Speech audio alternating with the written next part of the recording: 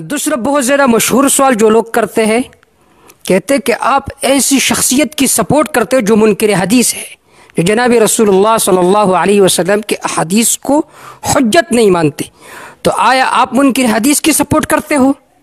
تو میں امید کرتا ہوں کہ حضرت اس کا جواب دیں گے کہ آیا حضرت مفتی محمد منیر شاکر صاحب منکر حدیث ہے یا نہیں؟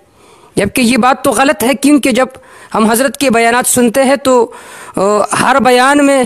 وہ حدیث کا حوالہ دیتے ہیں، سیرت رسول صلی اللہ علیہ وسلم بیان فرماتے ہیں، جو آپ صلی اللہ علیہ وسلم کے حدیث کو اپنے بیانات میں بیان کرتا ہو، دن اور رات ان کا ہلنا بچوڑنا حدیث کو بیان کرنا ہو، اس پر یہ الزام لگانا یہ منکر حدیث ہے، تو یہ بدیع البطلان بات ہے۔ لیکن پھر بھی ہم حضرت کے زبانی پوچھتے ہیں کہ آیا یہ الزام کیوں لگایا گیا؟ میرے خیال میں یہ ایک ایسا پراپیگنڈا ہے جس طرح کہ ایک مولوی نے ہندو سے نسوار لے لے کر جب مقروض ہوا تھا تو ہندو نے جب کئی مہینے بعد اس سے اپنے پیسوں کی خواہش کی کہ قرضہ زیادہ ہو گیا، تو مولوی صاحب نے ڈنڈورا پیٹا کہ بھئی فلان ہندو وہابی بن گیا ہے، ان سے سودا نہ لیں۔ تو اس کی دکان ٹپ ہو گئی، لوگوں سے پوچھا، ماجرا معلوم ہوا، مولوی صاحب کے پاس گئے، کہا کہ جو ٹپا لگایا ہے خدا را یہ ذرا ہٹائیے، نسوار میں منوں کے من بھیج دوں گا، کبھی پیسے نہیں مانگوں گا۔ اس نے کہا نسوار دو، مزے کرو، آج ہی ٹپا اڑ جائے گا۔ تو یہ ٹپا صرف اس لیے لگا ہے کہ زمین کے اندر ایک نہیں کئی کروڑ خدا لوگوں نے بنائے ہیں، ہندوستان میں تو کئی کروڑ دیوتائے ہیں، مگر پاکستان میں کئی لاکھ شخصیات ہیں۔ ان زمین کے خداؤں سے بغاوت کر کے مفتی منیر شاکر منکر حدیث بھی بنا، ان زمینی خداؤں کا انکار کر کے پتہ نہیں مفتی صاحب کیا کیا بنیں گے، یہ آگے آگے دیکھیے ہوتا ہے کیا۔ اس کے بارے میں اس کے علاوہ یہ کہوں گا کہ جو شخص احادیث کو نہیں مانتا وہ نماز کیسے پڑھے گا، اور جو شخص احادیث کو نہیں مانتا وہ تفسیر کیسے پڑھائے گا اور پڑھے گا، جو شخص احادیث کو نہیں مانتا وہ زکوٰۃ کی تفصیلات کہاں سے نکالے گا۔ خیر اس بات پر تو میں جتنی لیکچر دوں وہ فضول ہے ان لوگوں کے لیے جن لوگوں نے یہ فتویٰ سوچ سمجھ کر اس لیے لگایا ہے کہ مفتی صاحب ہمارے خدا کو برا بلا کہتے ہیں۔ اب ظاہر بات ہے کہ زمینی خدا کو برا بلا کہنا میرا دین ہے، زمینی خداؤں سے لوگوں کو منع کرنا اور زمینی خداؤں کی طرف سے بڑے رب العالمین کی طرف بلانا تو یہ میری مجبوری بھی ہے، میرا دین بھی ہے، تو میں جب تک یہ کرتا رہوں گا میرے اوپر یہی لگتا رہے گا۔ لیکن پھر بھی میرے بھائی مفتی عرفان اللہ صاحب دامت برکاتہم، اللہ ان کی زندگی علم اور عمل میں برکت عطا فرمائے، بلکہ بشام کے سارے ساتھیوں کے عمر میں، اس لیے کہ ان لوگوں کی بھی دین کے ساتھ بے لوث محبت ہے۔ تو بہرحال سوال کے بعد کچھ جواب تو عرض کرنا ہی ہے۔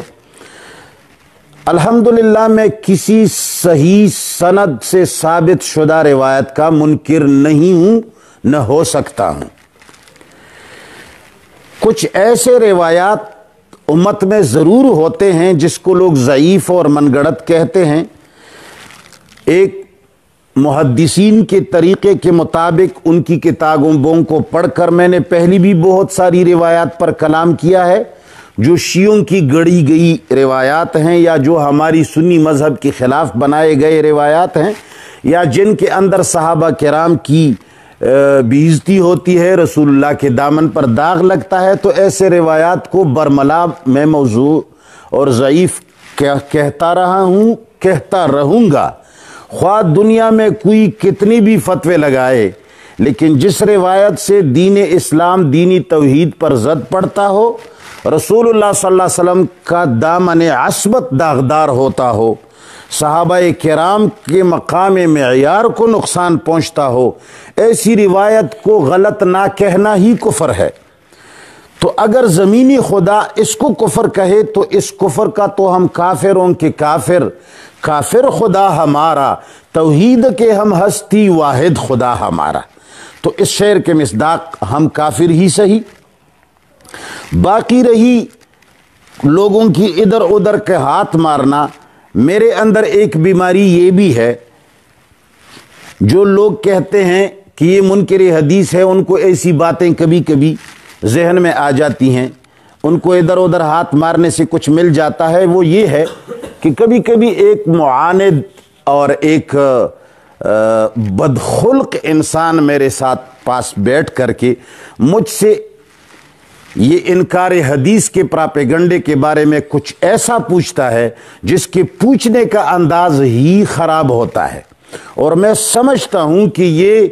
وہاں سے یہ الزام دل میں قرار دے کر آیا ہے اور مجھ سے پوچھنا نہیں چاہتا، ثابت کرنے کی کوشش کرتا ہے۔ تو میں اس کے سامنے بجائے اس کے کہ یہ کہوں کہ نہیں اللہ نہ کرے میں منکر حدیث نہیں ہوں، منکر حدیث کو کافر سمجھتا ہوں، تو میں ان کو غصہ دلانے کے لیے اور ان کو مزید جلانے کے لیے کہتا ہوں کہ ہاں جی ہے تو صحیح، فلان روایت میں ایسا آیا ہے، فلان میں ایسا آیا ہے، اب تم کیا سمجھتے ہو، کیا یہ روایتیں ماننے کی ہیں؟ تو میں کچھ ایسے متکلم فیہ روایات، جو روایات دین کے اوپر داغ ہیں، توحید کے اوپر داغ ہے، عصمت نبی کے لیے وہ زہر قاتل ہے، ایسے چند روایات کا حوالہ دے کر اور اس کے تمہید میں یا اس کے تتمے کے طور پر میں کچھ کہتا ہوں کہ ایسی روایت تو واقعی ماننے کی قابل نہیں ہے۔ وہ ابھی آگے پیچھے والے باتیں کاٹ کر کے یہ باتیں نکال لیتا ہے کہ دیکھو یہاں بھی کہا ہے کہ میں ایسی روایتیں تو نہیں مانتا۔ تو اصل بات یہ ہے کہ الحمدللہ میں مسلمان ہوں، اور ایسا مسلمان ہوں کہ میں اسلام کے لیے اپنے دین، نہ اپنے خون، اپنے جان، اپنے مال اور عزت کو قربان کرنے والا ہوں۔ اور جو لوگ میرے اوپر یہ الزام لگاتے ہیں ان کو چیلنج ہے وہ ثابت کر دے وہ دین کے اوپر کھاتے ہیں، وہ دین کی وجہ سے بڑے ہوئے ہیں، دین کو نہیں بڑھایا گیا، اپنی عزت قربان کر کے انہوں نے دین نہیں کمایا بلکہ دین کو، توحید کو قربان کر کے خود کو بڑھا رہے ہیں۔ ان کا قد جو اونچا نظر آتا ہے، ان کی نیچے قرآن اور سنت ہے، قرآن اور سنت کو سیڑھی بنا کر، سٹیج بنا کر چپلیوں سمیت وہ قرآن اور سنت پہ کڑے ہیں، ان کا قد اونچا نظر آتا ہے۔ یہ میرا قد جو نیچے نظر آتا ہے، میں قرآن اور سنت کو سر پہ رکھ کر کے زمین میں دست تو رہا ہوں لیکن قد میرا اونچا نظر نہیں آتا، یہی میرا جزاکم اللہ تعالی احسن الجزاء۔